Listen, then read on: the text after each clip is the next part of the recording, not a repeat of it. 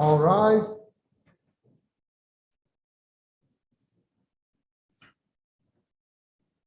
The Honorable Court of Appeals for the 7th District of Texas is now in session.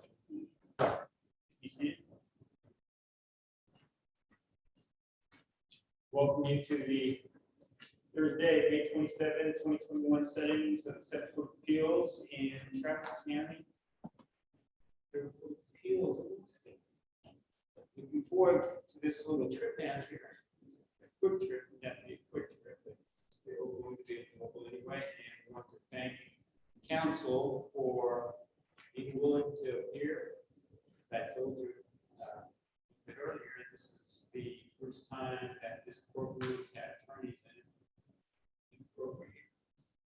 You are the guinea pigs. Note that the court clerk here is kind of keeping track of what's going on.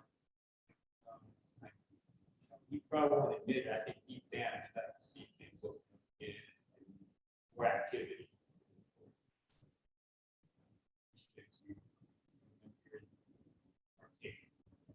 We'll go on and call the docket. We have the attorneys for one case in here right now, and on the docket, I'll ask you. You're here, so I'm assuming you're ready. So I will not ask you to make your next. Yeah. Now, first case we have is on 7-3-00328-CB, Nancy Webster and Epic Insurance Brokers and Associates versus Arthur J. Gallagher. John Cansonius for both accounts. Yeah. Yes, Your Honor. That's it. Very good. And of course, you've been told by somebody you've been told that we hear it.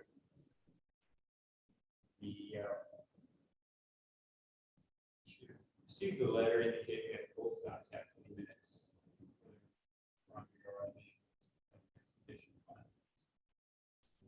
With that said, counsel. Are we live?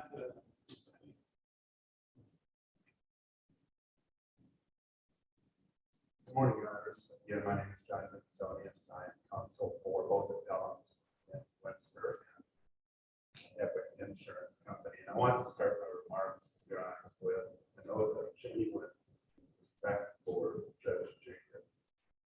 Served on the bench admirably many years ago, retirement in December, and I hope he is continuing to this capacity if that's what he chooses to do. Your Honors, on October 12th, the district court entered a temporary injunction that was summarily a restatement of the TRO that had been entered a few weeks earlier by another district judge in Travis County. That temporary injunction order, I submit, is adequately overbroad. It is not supported by evidence in the record that can support reasonable inference that the restrictive covenants are necessary to enforce the valid protectable interest of Arthur J. Gallagher and Company. And on the record, it was established on October 12th, 2020, temporary injunction order is, I submit, an abuse of discretion. For a trial court to enter a temporary injunction, forcing on the employment context, the applicant employer must show that the restrictive covenants are necessary to protect valid business interests of the employer, and that absent temporary injunction, those interests will reach. Here, as in most employment contexts, with restrictive covenants, there are two, arguably three, protectable interests that come under scrutiny. Most commonly, trade secrets or confidential information. The record is established on October 12th. There are evidence that there are genuine matters, confidential or in the nature of trade secrets. In fact, the only evidence that was offered on the subject of testimony by Betty Quinn, employee of Arthur J. Gallagher and Company, that in the course of her employment at Gallagher, Ms. Webster would have received matters such as customer list, pricing, other customer-related information in the ordinary course of business. There was no testimony that any of that information is not publicly available or the professional in the industry showing separate sources with locating such information. No evidence at all. As a matter of fact, the only evidence on the subject that is that information confidential was contrary to confidentiality. Ms. Webster testified without contradiction that the information she obtained from Gallagher, of course, of her employment, could be obtained publicly by any professional in the industry. And more to the point, That includes the identity of clients too. yes, just alluded to the identity of clients, and I think we've got to put our shoes a little bit in ourselves in the shoes of professionals in the industry. They know what the work is. They know who's got it. And there was no testimony put on by Gallagher that such information could not be obtained simply on the record. What about renewals? Renewals are pretty much the same time of year for every company. Renewals are not the professional industry. Pick up the phone, call XYZ Corporation, ask about the benefits administrator, say, when's your policy renewal? They'll tell you. It's not a secret. There's no evidence that there is any such secrecy. Is that appropriate to this all information or the awareness? I don't believe so, Your Honor. I do know for a fact that there's no affirmative evidence saying that this renewal information is secret and can't be obtained. And with the final point on confidentiality, there is no evidence in the record that Ms. Webster misappropriated and has improperly used any information from Gallagher in the course of her work at Epic. Ms. Webster testified affirmatively that she returned everything she had from Gallagher to Gallagher. There's no dispute about that. And there's no evidence that she has misused any information she obtained from her prior employer. She can't necessarily return the information that she earned 60 years ago. Yeah, 2004 to 2020. The general policy. That's where you find, yeah. No, it's in their mind, I don't suppose, as much as we often would like to. Inevitable disclosure documents is not what the state of Texas. It never has been recognized that it's strained on traded anonymity is enforceable simply because someone has information in their head that they gathered in the course of their employment. Inevitable disclosure document is not Texas law. There are some cases in a very narrow circumstance where, for instance, you're in a manufacturing context, you're a design engineer, knows your secret formula, and sure, how that to another company. That's not the situation here, and just more broadly speaking, inevitable disclosure is not Texas law. I would think that's not the situation.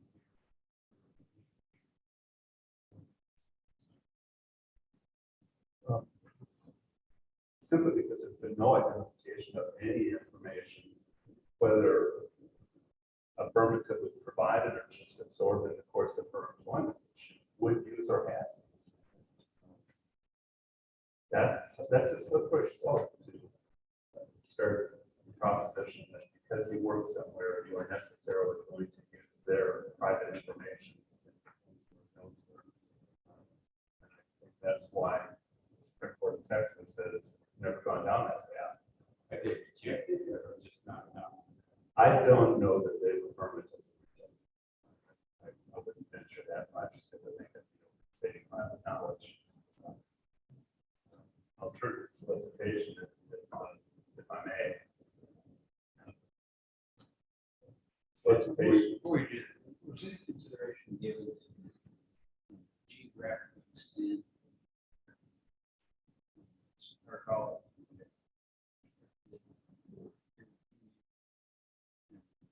geographically in the entire United States? Yes, Justice Bertol addressed that directly. I actually intended to get to that a little bit later in the talk, but no, and that's one of the problems with the temporary injunction order in this case. It goes beyond the restrictive covenants in the employment agreement itself. Just talking about the duration, the paragraph 11 of the employment agreement sets a 2-year duration from the date of the resignation from employment. The next 2 years. Under the temporary injunction order, it's an open-ended duration. No one wants the litigation to go on 2 years. No, could. It happens. And this temporary injunction order is written to restrain Epic and Webster from a host of things going beyond employment covenants indefinitely until there's a final judgment in this case. So on the durational clause, I think there is excess and abuse of discretion in the way the temporary injunction is drafted. I would say the same as geography, by the way. The geographical scope of the non-compete is the United States, which I submit is overbroad in itself, but as the temporary injunction order is written, it's global. And there's no evidence presented about why an unlimited geographical area is necessary for this non-compete or for the temporary injunction order. So both duration and the geographical scope of the temporary injunction order is abuse of discretion for exceeding both the restrictive covenants in the contract and any evidence presented in the hearing. Where it contained evidence indicating the identity of what's I'm sorry, Your Honor, but is the record contain evidence of the identity of what's this camp? Where I'm going there, if it does it indicate where they are? No, as a matter of fact, Betty Quinn in her testimony couldn't identify any clients by name. I didn't know who they were. There certainly were a handful of clients that moved their business from Dr. Gallagher to Epic, but where they're located and what their geographical reach is, nothing. The geographical reach was nationwide. You have 19 law. My personal view, no, I don't think so. I think that's still, that's right. My legal view is the same. My legal view is my personal view on this subject. I've read with four groups and always dig deep. What do we really need to protect you from competition by this individual? And rarely has it ever been the whole continent of the United States. We don't need to know if these contracts and policies and other services performed by Gallagher for these clients are nationwide in scope or not, certainly not whether Ms. Webster was dealing with clients from Miami to Seattle, San Diego to it's just not correct. Solicitation. Typically two forms of solicitation and non-compete. Solicitation of coworkers, that's not an issue in this case at all. That's just solicitation of customers. The only argument that's been advanced by Gallagher is that Ms. Webster, when she left, sent a notice by electronic means on record to all her professional contacts. Said no more than, I have a new job, it's at Epic Insurance Company, and there's a link to the website. That, Your Honor, it's not solicitation. Solicitation is synonymous with proposition, aggressive, direct. I want your business. Here's what we can do for you. Nothing like that here. I would submit that at that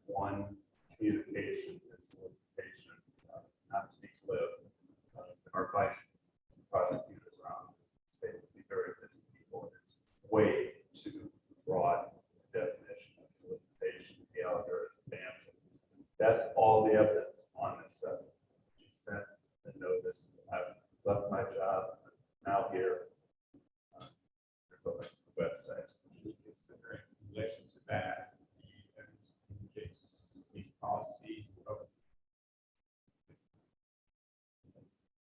Is that another Indian issue and where it's soliciting? I don't know that there's evidence that she reached out and said that your policy's up for renewal, and I'd like to talk about that. There's nothing like that in the record. Certainly, she knows, and the area of fully benefits almost every renewal is at the end of the year. We all go through open enrollment through October, November. And that's when most renewal periods are.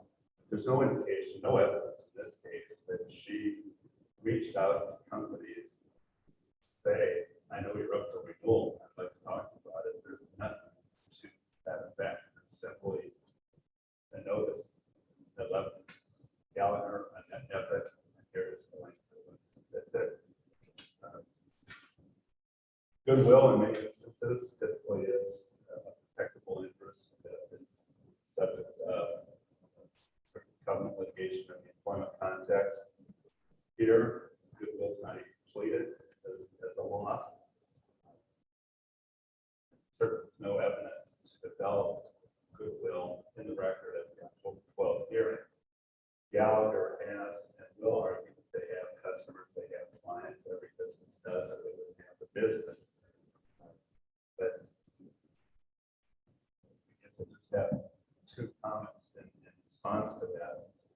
If your client relationship is a protectable interest, that protectable interest disappears from that client on its own accord, decides it no longer wants to do business with you. You're doing business with company A and choose to move to company B. Company A no longer has a protectable interest in business. That has ended. But to the evidence in this case in particular,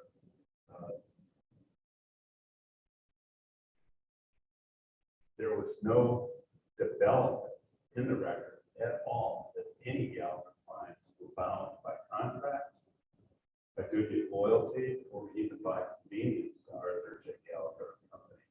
I would commend to you all, which I'm certainly probably already read a few times, Justice Willard's concurrence in March USA, where he, in my view, quite eloquently explained that you can't just utter the words solicit goodwill.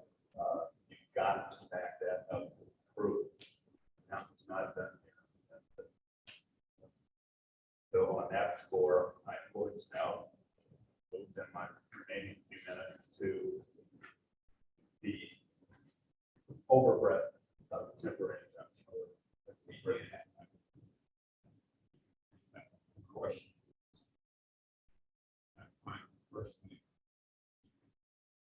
the trial judge injunction was prosecuted that he did not prohibit Webster from working with clients already. Is that correct? That is correct, Your Honor, but it needs to put a nuance on that. My understanding, and I will confess, this is not in the record. My understanding is that he commented off the record that the order was prospective only. But you will not find that in the print transcript. That was certainly Epic's and Webster's understanding about what he said in the courtroom at the temporary injunction hearing. And the order itself doesn't say that, which is highly problematic. But Usually you be bound by the order as opposed to be said.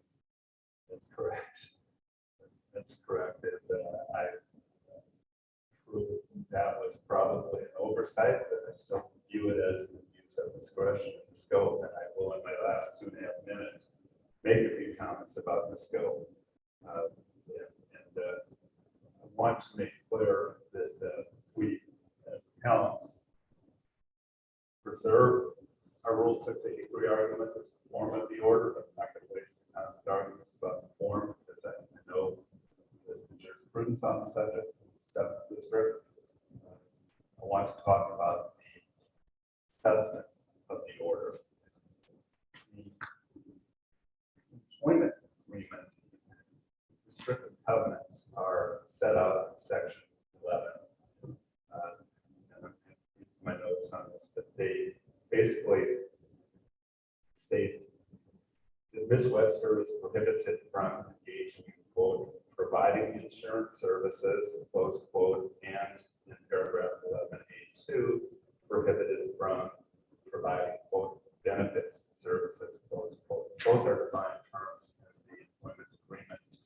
The order doesn't say that. The order prohibits her and derivatively Epic from providing any services, whether they were related to what she did or not. Any services, it's global. And Arthur J. Gallagher is a large company with multiple lines of business, which isn't in the record. Nancy Webster and Epic, by this order, put off limits to doing any of that. The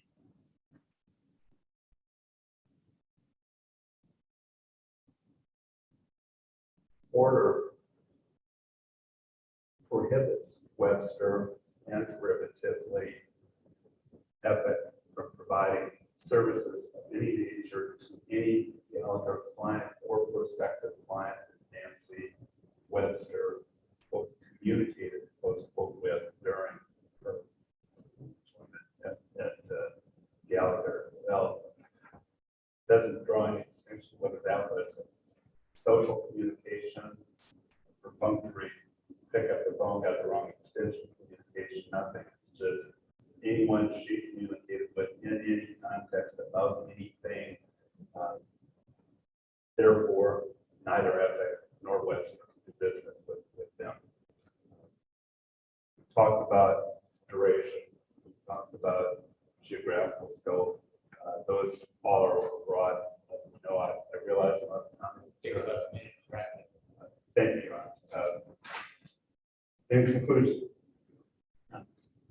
temporary injunctions are an extraordinary remedy that have extraordinary consequences. They should not be entered based on the perfunctory record or with a very general, all-encompassing order. It must be narrowly drafted to what the circumstances require. Submit to you that what happened on October 12th with the ensuing order don't preserve the status quo, Your Honors. They rewrite the status quo. They impose restrictions that are nowhere in the covenants that Gallagher seeks to enforce. Again, really grateful for the opportunity to present in person. Thank you for being here. Excellent.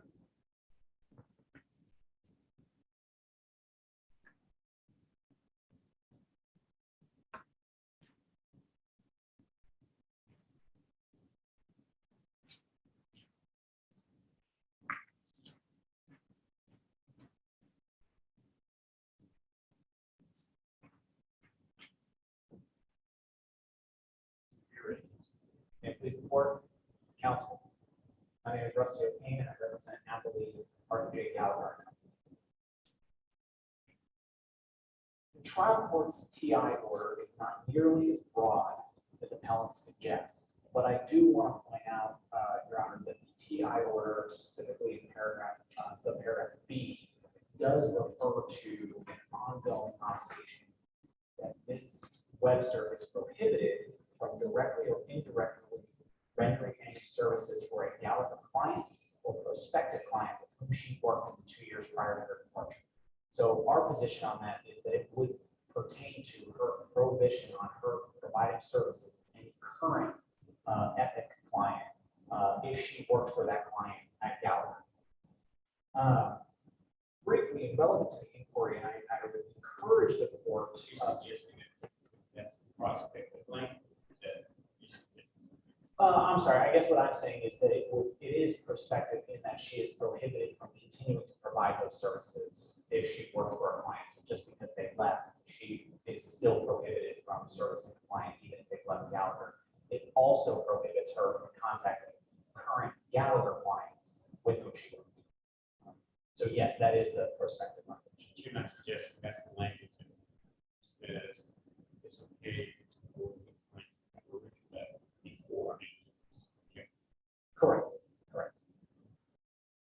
And I would encourage the court to look at this court's and Justice Bertle's eloquent and correctly decided decision in Malcolm v. Cobra, which I think is directly on point to several of the issues that were raised. And relevant to the inquiry is fundamentally, what we did not just hear is that this court must afford deference to the trial court's decision. We review an interlocutory appeal on a temporary injunction for abuse of discretion. And at this stage, this court does not consider arguments aimed at the merits of the underlying restrictive covenant, and on appeal does not present the Correct. Elements for temporary. Substantial likelihood of success of the marriage. it is, And and it is, don't you consider marriage somewhat? I think, well, the short answer to that question, Your Honor, is no, but you have to look at whether or not there's a substantial likelihood of success, but it is not a merits determinative inquiry. And you It's look, not very, it's positive.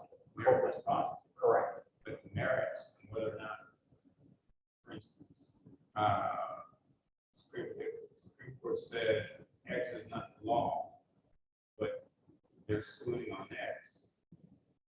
They want temporary injunction based on X. You have to say, well, no, it's substantial likelihood of non-success because X ain't the law, wouldn't it? the trial court, if the trial court made a determination that that was the law, then this court would have to afford that decision deference at the interlocutory appellate stage on a temporary injunction. So the trial court is clearly wrong on the law underlying the claim on the merits. Can't say exact, we defer to trial. Of course not. And that goes into the clearly abuse of discretion standard. If the trial court is clearly wrong on the law and has acted arbitrarily or unreasonably with respect to legal principle, then yes, that would be an abuse of discretion. That's not what we have here. And the issue is, and Judge Jenkins specifically found, that part 2 of the restrictive covenant that refers to the non-acceptance, non-service language in the restrictive covenant is enforceable under Texas law. And in fact, appellants even concede this point in the sense that they point to court to Pennsylvania case law, no Texas case law, that finds this restrictive covenant unenforceable. In fact, the Houston Court of Appeals in the Gallagher versus Vogelsong case has already looked at this language and found it to be enforceable. And here, with respect to this concept of narrowly tailored to protect legitimate interests, here, and just Justice Pearl, to your point about the geographic limitation, the fact is that there is a limitation on this. Ms. Webster is prohibited only from servicing third clients. She testified at the TI hearing that she had approximately 30 clients when she did work in Gallagher. 6 or 7 of them left when she solicited them. And I'll get into the solicitation in a second, but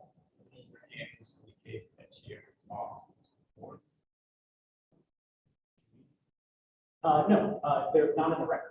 And the evidence in the record suggests that she had 30 clients. That's who she was servicing when she left Gallagher.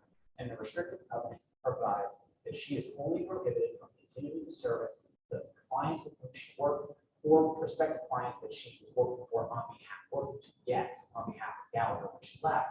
And our understanding is, based on the record, that that's approximately 30.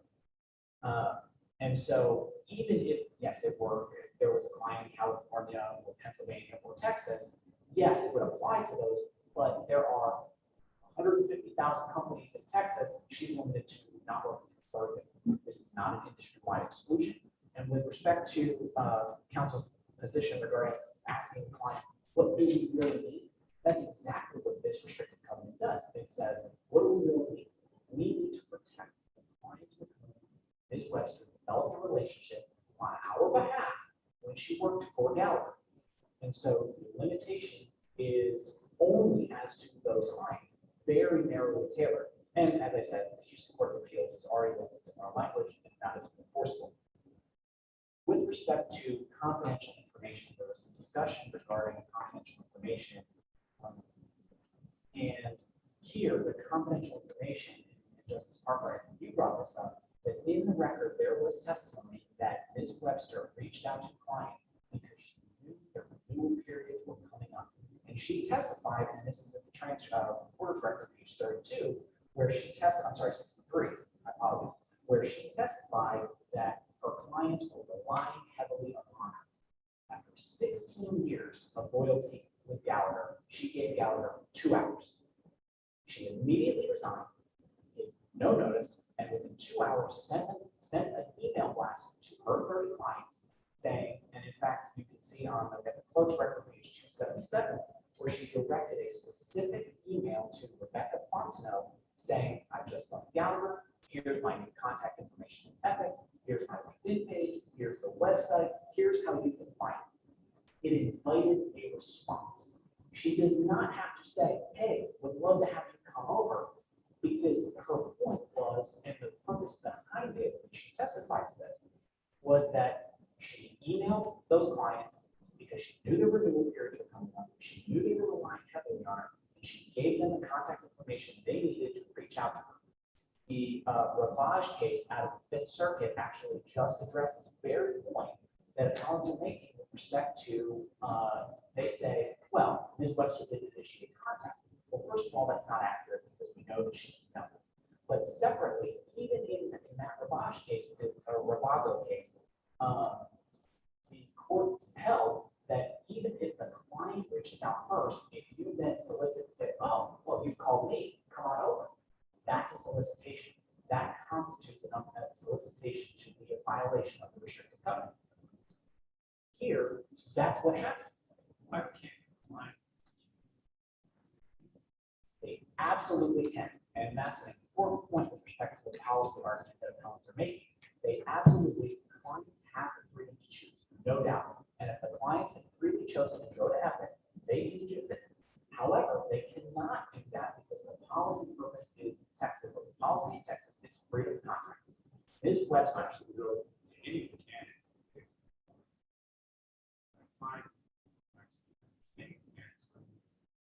Find one that really wants to back across. Somewhere else.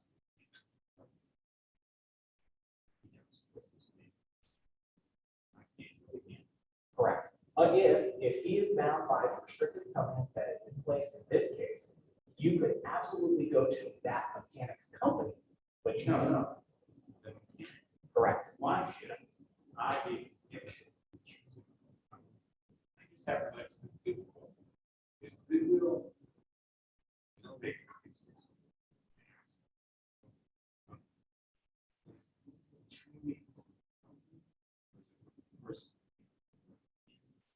The goodwill is developed on behalf of the company. And it's important to look at the fact that Gallagher reimburses business owners, reimburses client trips. And the executive agreement at issue here provides that Gallagher developed, that Ms. Webster develops those relationships on behalf of Gallagher. They are Gallagher's clients with whom Ms. Webster has a relationship. So in your example, yes. But Gallagher doesn't have. Correct. Correct. And in fact, it is because I'm dealing with that employee, even though the employee may never solicit. It prohibits that employee from providing services. And remember, it also includes the prohibition on using confidential information. You can't separate the fact that these employees, Ms. Webster, for example, by virtue of the fact that she worked for Gallagher, received confidential information. They wouldn't testify, this is the transcript on page 32, she testified that Gallagher provided confidential information to Ms. Wynn. And I disagree that the inevitable disclosure doctrine does not apply because it does here, and there's a case law, both the FNC case and there is a case out of the Austin Court of Appeals with respect to the inevitable disclosure doctrine that says, and it is the Hill versus McLean case out of the Austin Court of Appeals that says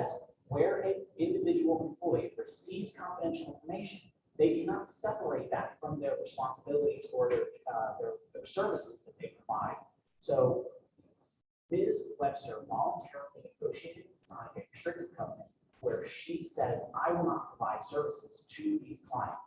That client, and this came out of the record, there are at least 20 similar sized insurance brokers in Texas alone, that could provide similar services. The clients are free to go to any of those. The clients would have been free to go to Epic. They're not free though if Ms. Webster, if the product that they're moving is due to Ms. Webster's improper solicitation, which she did, or she's using Gallagher's confidential information to provide those services. So it is narrowly tailored, and it does not unreasonably restrict a client from moving. The client is absolutely free to go, but you're right, the client is prohibited from going and working with Ms. Webster for a period of 2 years, so that Gallagher can protect its legitimate business interests and goodwill with those clients. And so with respect to that solicitation, so one of the things that came out, and if you look at the clerk's record, page 277, you'll see one of the emails that Ms. Webster sent to Rebecca Swanson. Judge Jenkins specifically discussed this at the reporter's record, page 29, where Judge Jenkins looked at, asked the question, who is Ms. Swanson?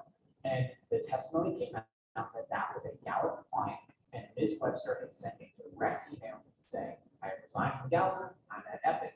If Ms. Webster had just stopped there and said, I resigned from Gallagher, and she did not provide contact information, did not provide where to get it, did not invite that response, we might be having a different conversation, but that's not what she did. She said, here's Epic, here's information, you go to look up Epic, here's my contact information, here's where you can find me, and she invited that response. That is a solicitation. And the way we know it's a solicitation is because clients responded to it and then went and joined her at Epic.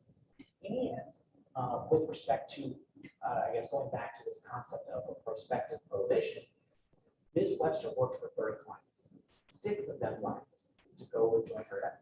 There are another 20, at least 24 clients that we know she could, this TI or this temporary injunction order would resolve. She could then, nothing would stop her from calling those clients and saying, hey, come join me at Epic.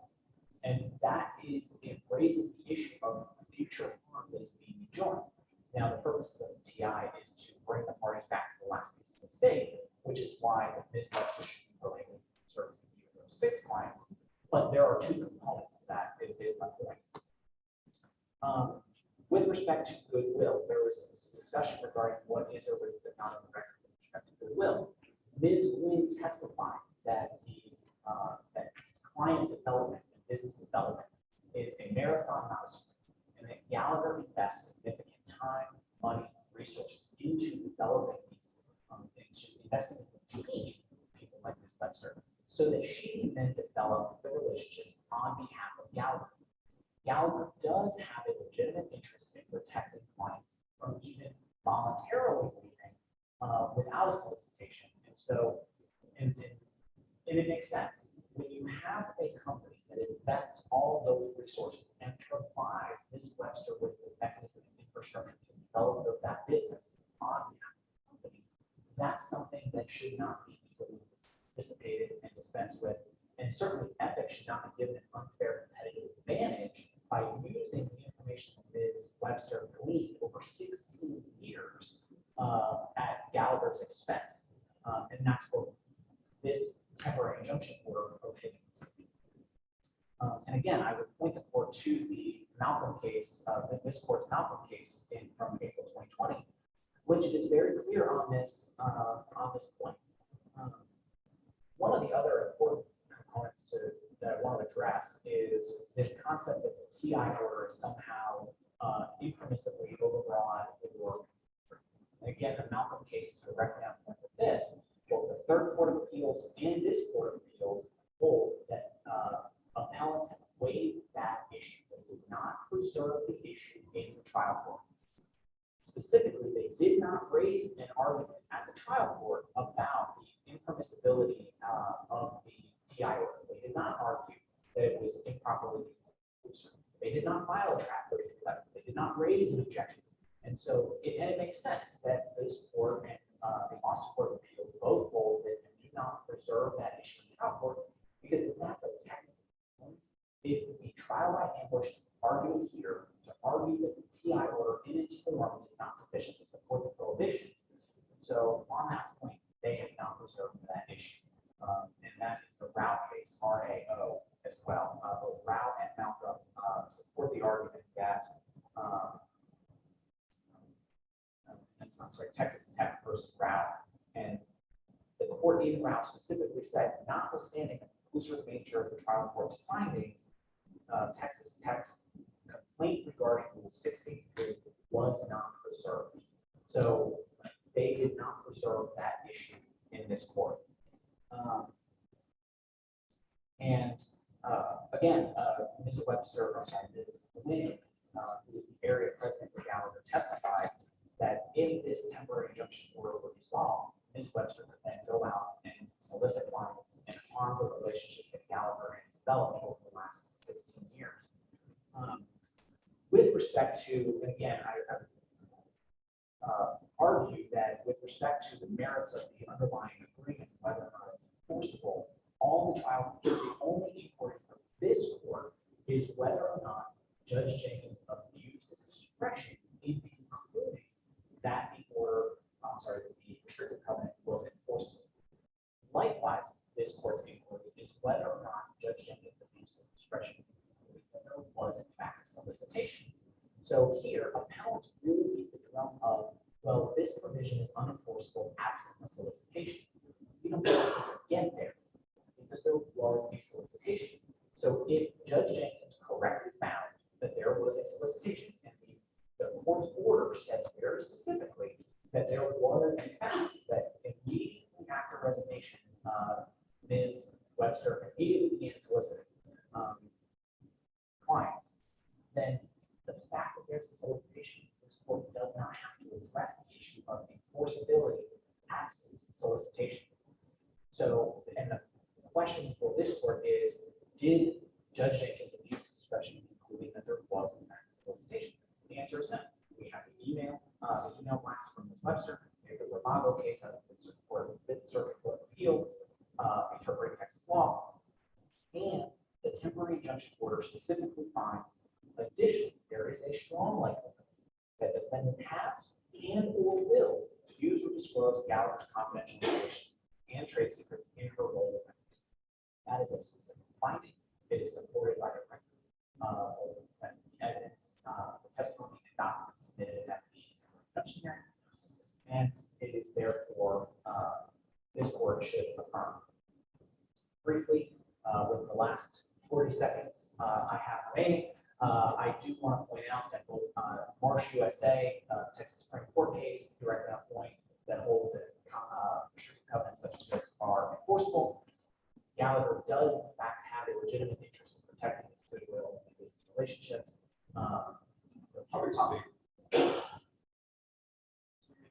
You are going to agree that Epic has a similar issue. Is there a key sex argument? Can't attack something you don't think so. That would certainly be my equitable argument, and Judge Jenkins did point that out, and I would absolutely say that it's hard to, and Mr. Ferris, who argued at the trial court level, basically admitted if the court found this to be enforceable, Epic would, unenforceable, Epic would have to change their agreements as well. So I agree, yes, that certainly it seems a little disingenuous to argue, hey, theirs is wrong, but so is ours. So Temporary injunction, equitable. well, I think it certainly has equitable components to it in that you are protecting, Gallagher business goodwill relationship. So yes, but it is. Kind of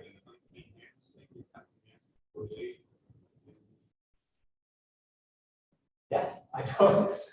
Your Honor, I completely agree with you. I'm not sure I agree with that. I'm just wondering. Well, no, I would happily adopt that position, but I am out of time. So with that, thank you for your time. Yes, and so again, Judge Jenkins found that there was a substantial risk that Webster would inevitably disclose youth Gallagher's confidential information, and that if, unless enjoined, Gallagher would suffer irreparable harm by appellants accepting and servicing clients with whom Webster previously worked. And so with that, we appellee respectfully requests that the court affirm the trial court's grant of the temporary injunction in its entirety.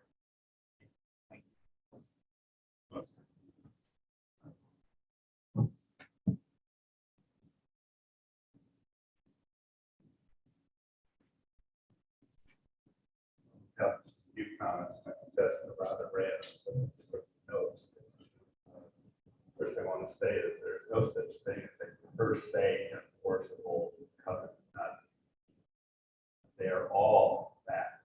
And the statute, you have to prove equitable interest and that the restrictive covenants relate directly to that equitable interest. So you can't just come in and say because it's on paper, it's enforceable. That's just the start of the analysis. And I know way better than to go too deep into knowing, because I know Justice Pearl knows that case way better than I do on readings. But that was a much different case than this one in two respects. That was a sale of business covenant not to compete. Well, by many cases, making the point that we view covenants not to compete more leniently in the sale of business context because the purchaser is buying the goodwill. And the evidence in the Elton case was legions beyond what we have here. It was numerous communications by an employee who had left, trying to get employees from his former company to leave. So not the same case. Again, this is Pearl, far better than I do. Solicitation.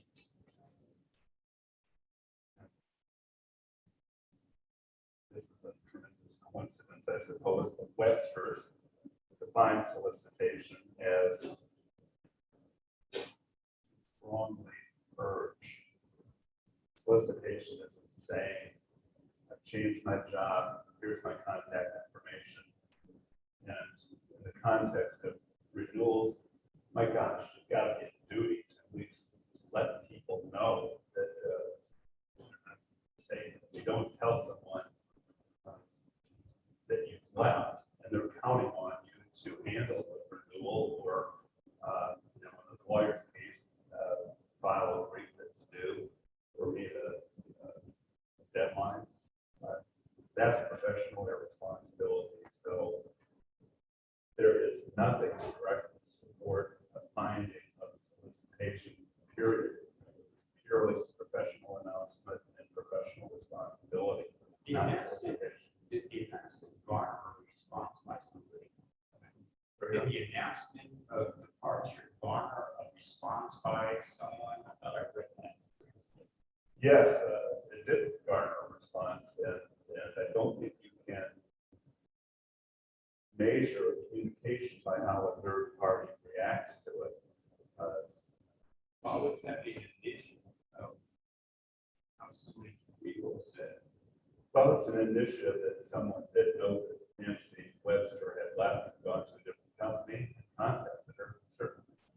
But it's not solicitation, and I don't think you can look at what a recipient does in response to it. And I think it's notable that out of 500 plus recipients of the notice, that one person following up, rather insignificant to me, candidly. But I do think also we need to consider in the context of non-acceptance of business or non-servicing of business, temporary injunctions don't just affect parties, they affect third parties. And breadth with which this temporary injunction order is written affects